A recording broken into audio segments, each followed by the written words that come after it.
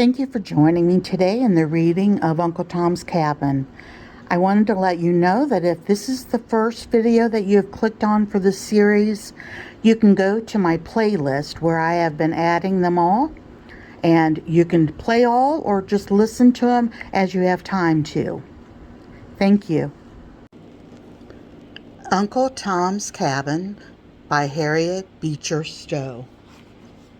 Chapter 11, in which property gets into an improper state of mind. It was late in a drizzly afternoon that a traveler alighted at the door of a small country hotel in the village of N in Kentucky. In the barroom he found assembled quite a miscellaneous company, whom stress of weather had driven to harbor, and the place presented the usual scenery of such reunions. Great, tall, raw-boned Kentuckians, attiring in hunting shirts and trailing their loose joints over a vast extent of territory, with the easy lounge peculiar to the race.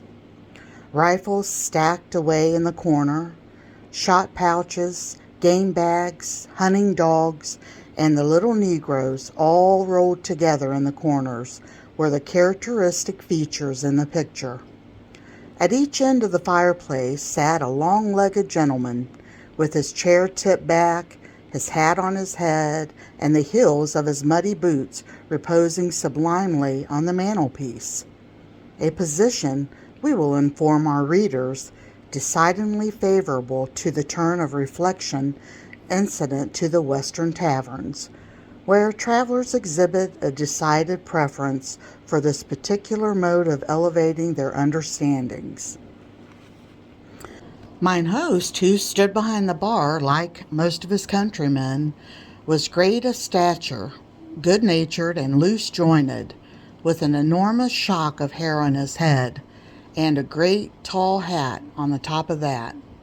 In fact, everybody in the room bore on his head this characteristic emblem of men's sovereignty, whether it were felt hat, palm leaf, greasy beaver, or fine new chapeau. There it reposed with true Republican independence. In truth, it appeared to be a characteristic mark of every individual. Some wore them tipped rakishly to one side. These were your men of humor, jolly, free and easy dogs. Some had them jammed independently down over their noses. These were your hard characters, thorough men, who, when they wore their hats, wanted to wear them, and to wear them just as they had a mind to. There were those who had them set far over back, wide-awake men, who wanted a clear prospect, while careless men, who did not know or care how their hats sat, had them shaken about in all directions. The various hats, in fact, were quite a Shakespearean study.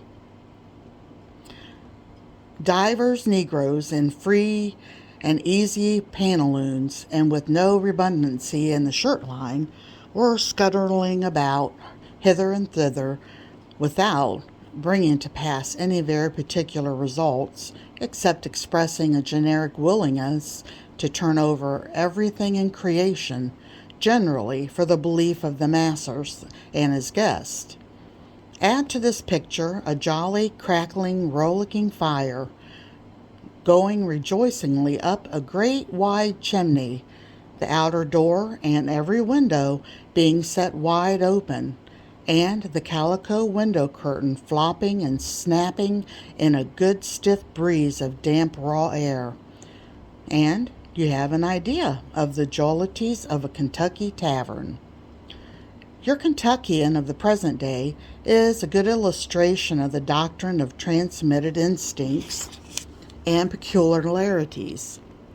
His fathers were mighty hunters, men who lived in the woods and slept under the free, open heavens, with the stars to hold their candles, and their descendants to this day always acts as if the house were his camp, wears his hat at all hours, tumbles himself about, and puts his heels on top of the chairs or mantelpieces, just as his father rolled on the greensward, and put his upon trees and logs, keeps all the windows and doors open, winter and summer, that he may get enough air for his great lungs, calls everybody stranger with a nonchalant bonhomie, and is altogether the frankish, easiest, most jovial creature living. Into such an assembly of the free and easy our traveler entered. He was a short, thick-set man, carefully dressed, with a round, good-natured countenance, and something rather fussy and particular in his appearance. He was very careful of his valise and umbrella, bringing them in with his own hands, and resisting pertinaciously all offers from the various servants to relieve him of them. He looked around the bar-room with rather an anxious air, and retreating with his valuables to the warmest corner, disposed them under his chair, sat down, and looked rather apprehensively up at the worthy whose heels illustrated the end of the mantelpiece, who was spitting from right to left with a courage and energy rather alarming to the gentleman of weak nerves and particular habits. "I say, stranger, how are ye?" said the aforesaid gentleman, firing an honorary salute of tobacco juice in the direction of the new arrival. "Well, I reckon," was the supply of the other, as he dogged with some alarm and threatening honor. "Any news?" said the respondent, taking out a strip of tobacco and a large hunting knife from his pocket. "Not that I know of," said the man. "Chaw?" said the first speaker, handing the old gentleman a bit of his tobacco with a decidedly brotherly air. No, thank you. It don't agree with me," said the little man, edging off. "Don't, eh?" said the other, easily, and stowing away the morsel in his own mouth, in order to keep up the supply of tobacco juice for the general benefit of society. The old gentleman uniformly gave a little start whenever his long-sighted brother fired in his direction, and this being observed by his companion, he very good-naturedly turned his artillery to another quarter, and proceeded to storm one of the fire-irons with a degree of military talent fully sufficient to take a city. "What's that?" said the old man, observing some of the company formed in a group around the large handbill. "Nigger advertised," said one of the company briefly. Mr. Wilson, for that was the old gentleman's name, rose up, and after carefully adjusting his valise and umbrella, proceeded deliberately to take out his spectacles and set them on his nose. And this operation being performed, read as follows: "Ran away from the subscriber, my mulatto boy, George. Said George, 6 feet in height, a very light mulatto, brown, curly hair, is very intelligent, speaks handsomely, can read and write, will probably try to pass for a white man, is deeply scarred on his back and shoulders. Has been branded in his right hand with the letter H. I will give $400 for him alive, and the same sum for satisfactory proof that he has been killed." The old gentleman read this advertisement from end to end in a low voice as if he were studying it. The long-legged veteran, who had been besieging the fire-irons, as before related, now took down his cumbrous length, and rearing aloft his tall form, walked up to the advertisement and very deliberately spat a full discharge of tobacco juice on it. "There's my mind upon that," he said briefly, and sat down again. "Why now, stranger, what's that for?" said mine host. "I'd do it all the same to the writer if that there paper, if he was here," said the long man, coolly resuming his old employment of cutting tobacco. "Any man that owns a boy like that and can't find any better way of treating on him deserves to lose him. Such papers as these is a shame to Kentucky, That's my mind right out, if anybody wants to know." "Well, now, that's a fact," said mine host, as he made an entry in his book. "I've got a gang of boys, sir," said the long man, resuming his attack on the fire irons, "and I just tells 'em, 'Boys,' says I, 'run now, dig, put, just when ye want to. I never shall come to look after you. That's the way I keep mine. Let 'em know they are free to run any time, and it just breaks up their wanting to. More'n all, I've got free papers for 'em all recorded in case I get killed up on any of these times, and they know it. And I tell you, stranger, there ain't a fellow in our parts gets more out of his niggers than I do. Why, my boys have been to Cincinnati with $500 worth of colts and brought me back the money all straight time and again. It stands to reason they should. Treat 'em like dogs, and you'll have dogs. Works in dogs' actions. Treat 'em like men, and you'll have men's works."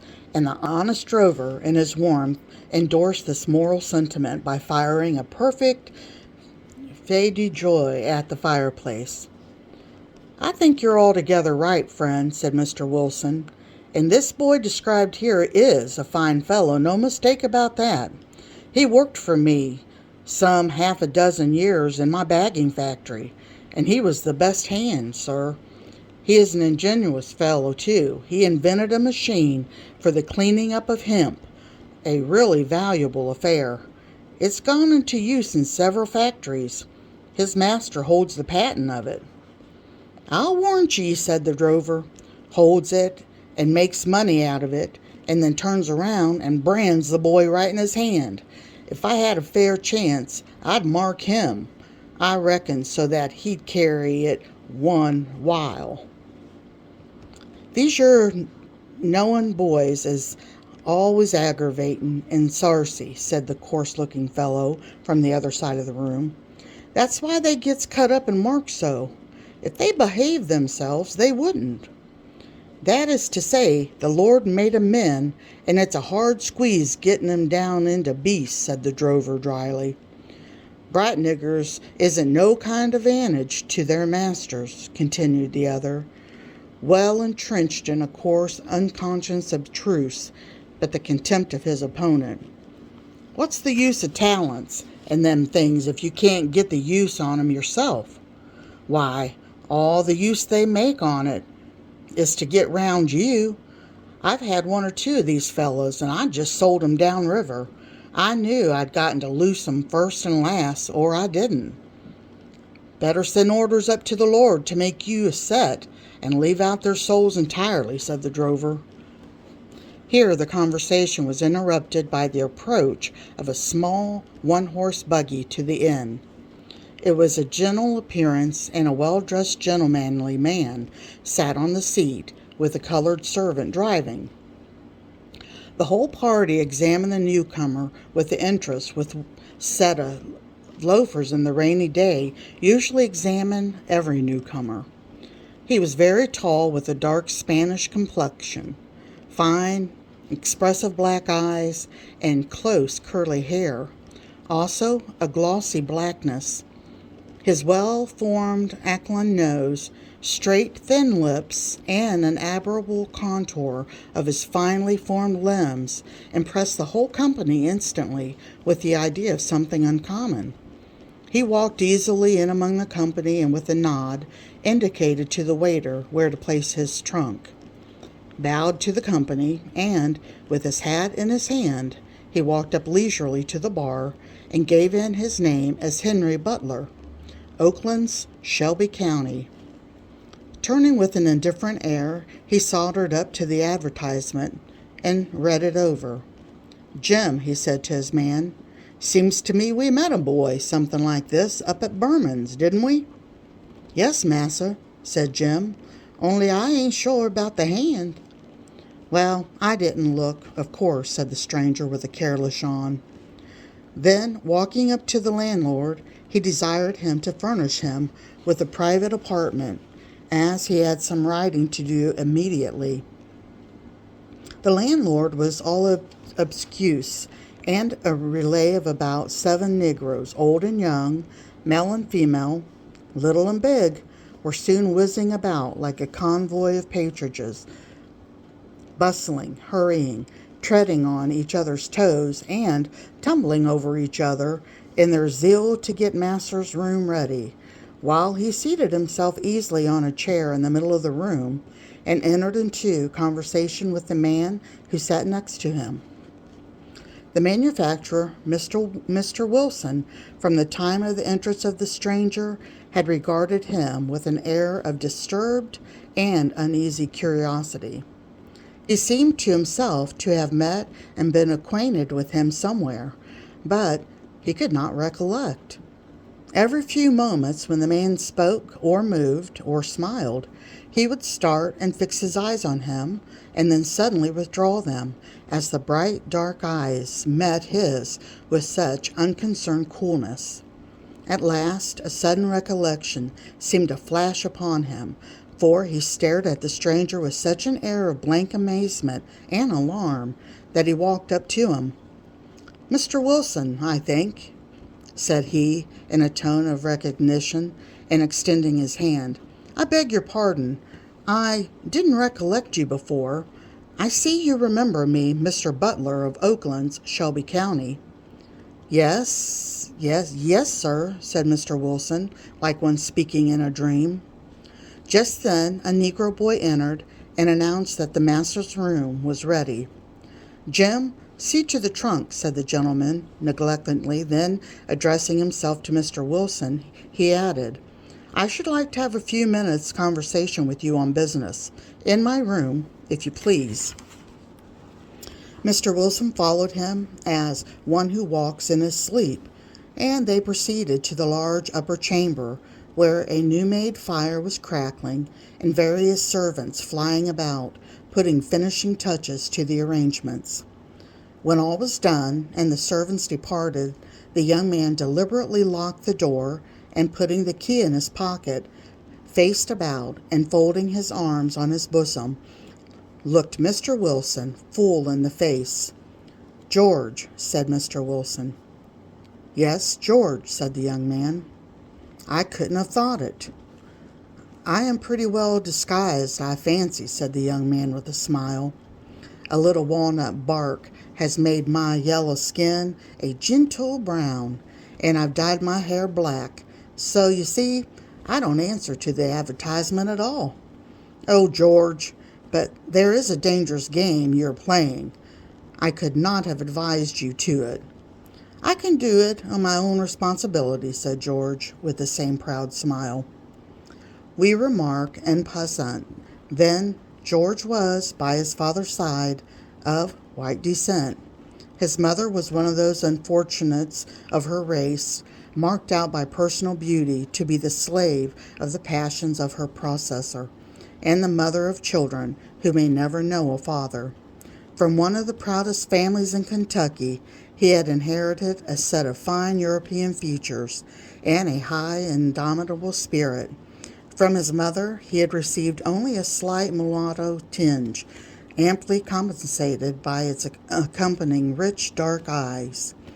A slight change in the tint of his skin and the color of his hair had metamorphosized him into a Spanish-looking fellow. He then appeared, and as gracefulness of movement and gentlemanly manners he always been perfectly natural to him. He found no difficulty in playing the bold part he had adopted, that of a gentleman traveling with his domestic.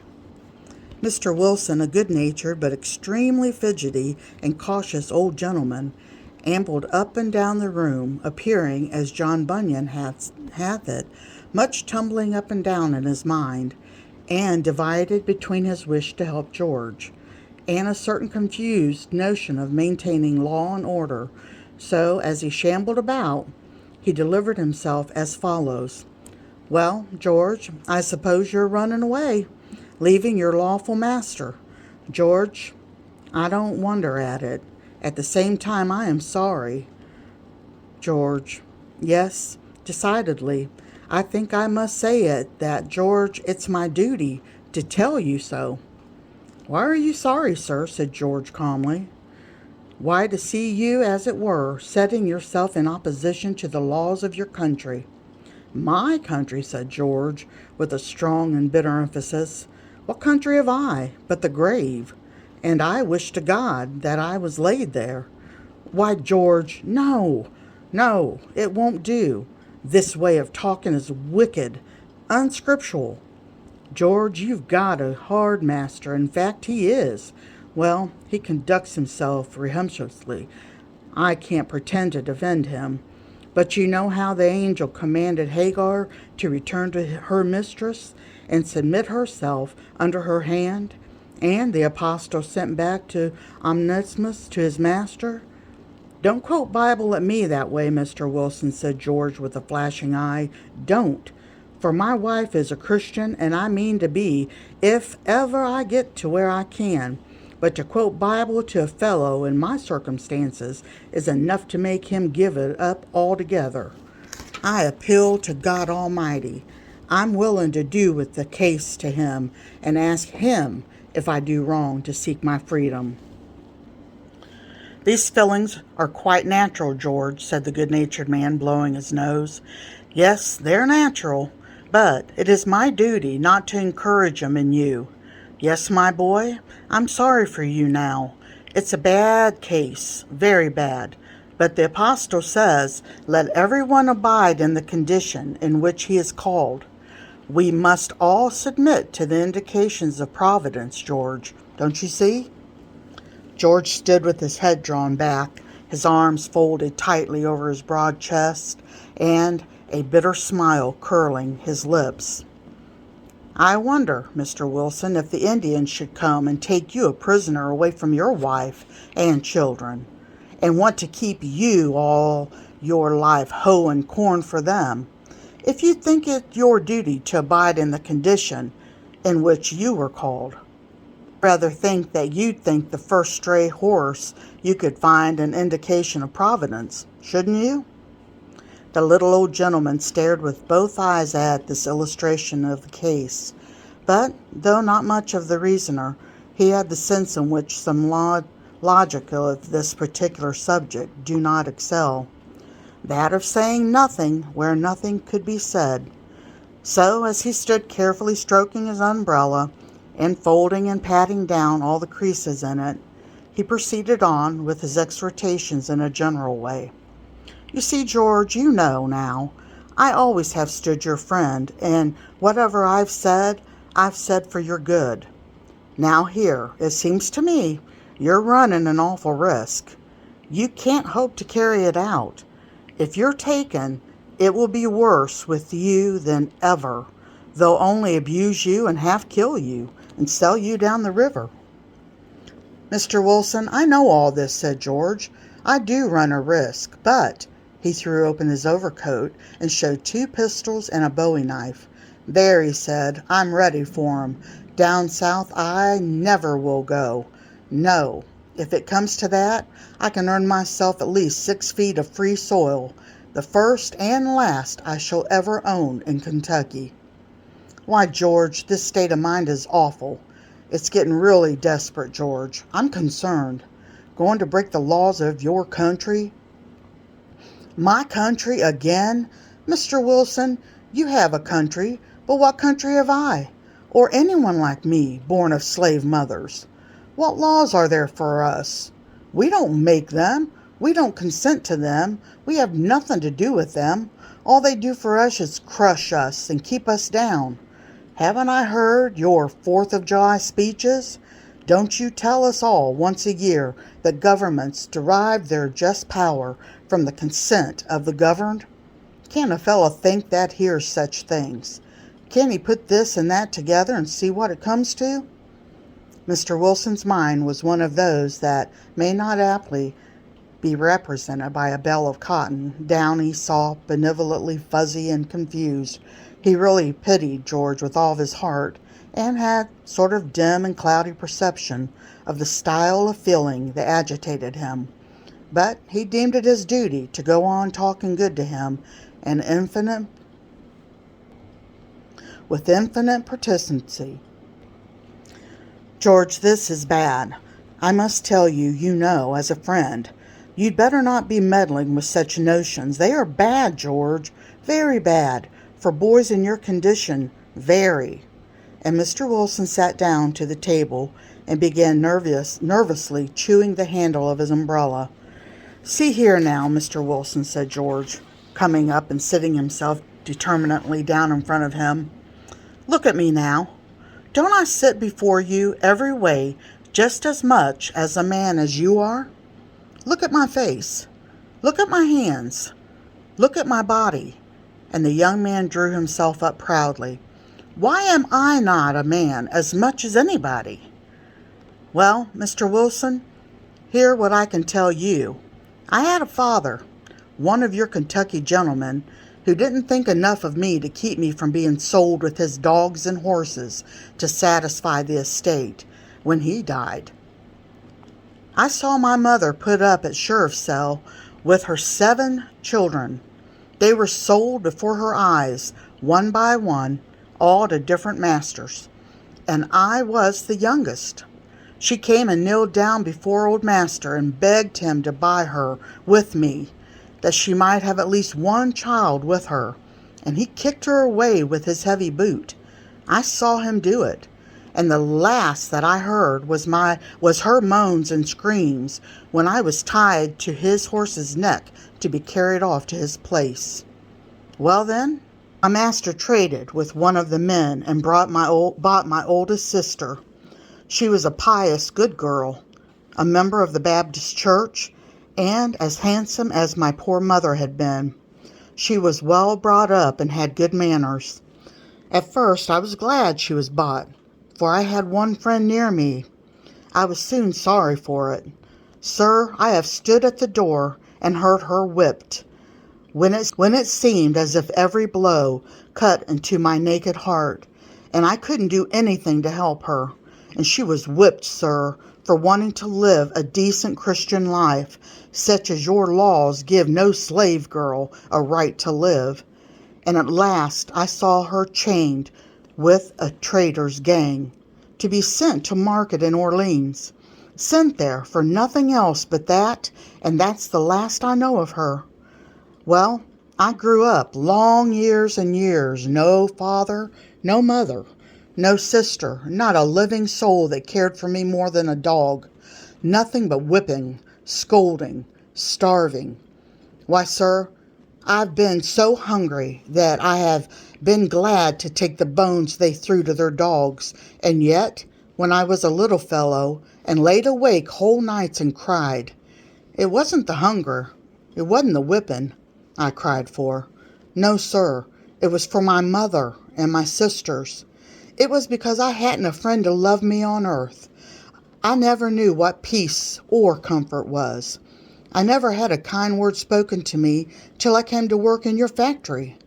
Mr. Wilson, you treated me well. You encouraged me to do well, and to learn to read and write, and to try to make something of myself.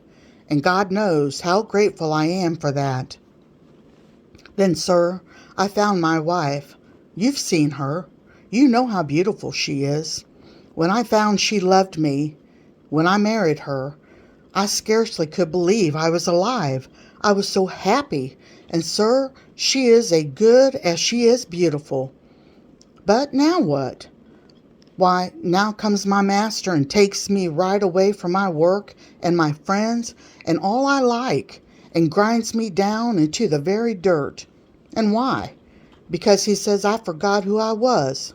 He says to teach me that I am only a nigger, after all, and, last of all, he comes between me and my wife and says I shall give her up and live with another woman. And all this your laws give him power to do in spite of God or man. Mr. Wilson, look at it. There isn't one of all these things that have broken the hearts of my mother and my sister and my wife and myself, but your laws allow and give every man power to do in Kentucky, and none can say to him nay. Do you call these the laws of my country? Sir, I haven't any country, any more than I have any father, but I'm going to have one. I don't want anything of your country, except to be let alone, to go peaceably out of it. And when I get to Canada, where the laws will own me and protect me, that shall be my country, and its laws I will obey. But if any man tries to stop me, let him take care, for I am desperate. I'll fight for my liberty to the last breath I breathe. You say your fathers did it? If it was right for them, it is right for me." This speech, delivered partly while sitting at the table and partly walking up and down the room, delivered with tears and flashing eyes and despairing gestures, was altogether too much for the good-natured old body to whom it was addressed, who had pulled out a great yellow silk pocket-handkerchief and was mopping his face with great energy. "Blast 'em all!" he suddenly broke out. "Haven't I always said so, the infernal old cusses? I hope I ain't swearing now. Well, go ahead, George, go ahead. But be careful, my boy. Don't shoot anybody, George. Unless, well, you better not shoot. I reckon at least I wouldn't hit anybody, you know. Where is your wife, George?" he added as he nervously arose and began walking the room. "Gone, sir. Gone with her child in her arms. The Lord only knows where. Gone after the North Star. And when we ever meet, or whether we meet at all in this world, no creature can tell. It is possible, astonishing, from such a kind family. Kind families get in debt, and the laws of our country allow them to sell the child out of its mother's bosom to pay its master's debt," said George bitterly. "Well, well," said the honest old man, fumbling in his pocket. "I suppose perhaps. I ain't following my judgment. Hang it, I won't follow my judgment," he added suddenly. "So here, George," and taking out a roll of bills from his pocketbook, he offered them to George. "No, my kind good sir," said George. "You've done a great deal for me, and this might get you in trouble. I have enough money. I hope to take me as far as I need it." "No, but you must, George. Money is a great help everywhere. Can't have too much. If you get it honestly, take it. Do take it now. Do, my boy." "On condition, sir, that I may repay it at some time. Future time. I will," said George, taking up the money. "And now, George, how long are you going to travel in this way? Not long or far, I hope." "It's well carried on, but too bold. And this black fellow, who is he?" "A true fellow, who went to Canada more than a year ago. He heard after he got there that his master was so angry at him for going off that he had whooped his poor old mother, and he had come all the way back to comfort her and get a chance to get her away." "Has he got her?" "Not yet. He has been hanging about the place and found no chance yet. Meanwhile, he's going with me as far as Ohio to put me among friends that helped him, and then he will come back after her." "Dangerous, very dangerous," said the old man. George drew himself up and smiled disdainfully. The old gentleman eyed him from head to foot with a sort of innocent wonder. "George, something has brought you out wonderfully. You hold up your head and speak and move like another man," said Mr. Wilson. "Because I'm a free man," said George proudly. "Yes, sir. I've said, Massa, for the last time to any man, I'm free. Take care. You are not sure you may be taken." "All men are free and equal in the grave, if it comes to that, Mr. Wilson," said George. "I'm perfectly dumbfounded with your boldness," said Mr. Wilson. "To come here, near the nearest tavern. Mr. Wilson, it is so bold, and this tavern is so near, that they will never think of it. They will look for me on ahead, and you yourself wouldn't know me. Jim's master don't live in this country. He isn't known in these parts. Besides, he is given up. Nobody is looking after him, and nobody will take me up from the advertisement, I think. But the mark in your hand? George drew off his glove and showed a newly healed scar in his hand. "That is a parting proof of Mr. Harris's regard," he said scornfully. "A fortnight ago he took it into his head to give it to me, because he said he believed I should try to get away one of these days. Looks interesting, doesn't it?" he said, drawing his gloves on again. "I declare my very blood runs cold when I think of it. Your condition and your risk," said Mr. Wilson. "Mine has run cold a good many years, Mr. Wilson, at present. It's about up to the boiling point," said George. "Well, sir," continued George, after a few moments' silence, "I saw you knew me. I thought I'd just have this talk with you, lest your surprised look should bring me out.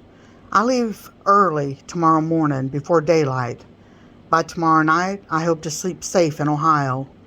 I shall travel by daylight, stop at the best hotels, go to the dinner tables with the lords of the land. So goodbye, sir. If you hear that I'm taken, you may know that I'm dead." George stood up like a rock and put out his hand with an air of a prince. The friendly little old man shook it heartily, and after a little shower of caution, he took his umbrella and fumbled his way out of the room. George stood thoughtfully looking at the door as the old man closed it. A thought seemed to flash across his mind. He hastily stepped to it, and opening it said, "Mr. Wilson?" one more time. The old gentleman entered again, and George, as before, locked the door, and then stood for a few moments looking on the floor irresolutely. At last, raising his head with a sudden effort, "Mr. Wilson, you have shown yourself a Christian in your treatment of me. I want to ask one last deed of Christian kindness of you." "Well, George?" "Well, sir, what you said was true. I am running a dreadful risk. There isn't on earth a living soul to care if I die," he added, drawing his breath hard and speaking with a great effort. "I shall be kicked out and buried like a dog, and nobody'll think of it a day after, only my poor wife. Poor soul, she'll mourn and grieve. And if you'd only contrive, Mr. Wilson, to send this little pen to her. She gave it to me for Christmas present, poor child. Give it to her and tell her I loved her to the last. Will you? Will you?" he asked earnestly. "Yes, certainly, poor fellow," said the old man, taking the pen with watery eyes and a melancholy quiver in his voice. "Tell her one thing," said George. "It's my last wish, if she can get to Canada, to go there. No matter how kind her mistress is, no matter how much she loves her home. Beg her not to go back, for slavery always ends in misery. Tell her to bring up our boy a free man, and then he won't suffer as I have. Tell her this, Mr. Wilson, will you?" "Yes, George, I'll tell her. But I trust you won't die. Take heart. You're a brave fellow. Trust in the Lord, George. I wish in my heart you were safe through and through. That's all I do." "Is there a God to trust in?" said George, in such a tone of bitter despair as arrested the old man's words. "Oh, I've seen things all my life that have made me feel that there can't be a God. Yet Christians don't know how these things look to us. There's a God for you, but is there any for us?" "Oh, now don't, my boy," said the old man, almost sobbing as he spoke. "Don't feel so. There is. Clouds and darkness are around about him, but righteousness and judgment are the habitation of his throne. There's a God, George. Believe it. Trust in him, and I'm sure he'll help you. Everything will be set right, if not in this life, in another." The real pity and benevolence of the simple old man invested him with a temporary dignity and authority as he spoke. George stopped his distracted walk up and down the room, stood thoughtfully a moment, and then quietly said, "Thank you for saying that, my good friend. I'll think of that."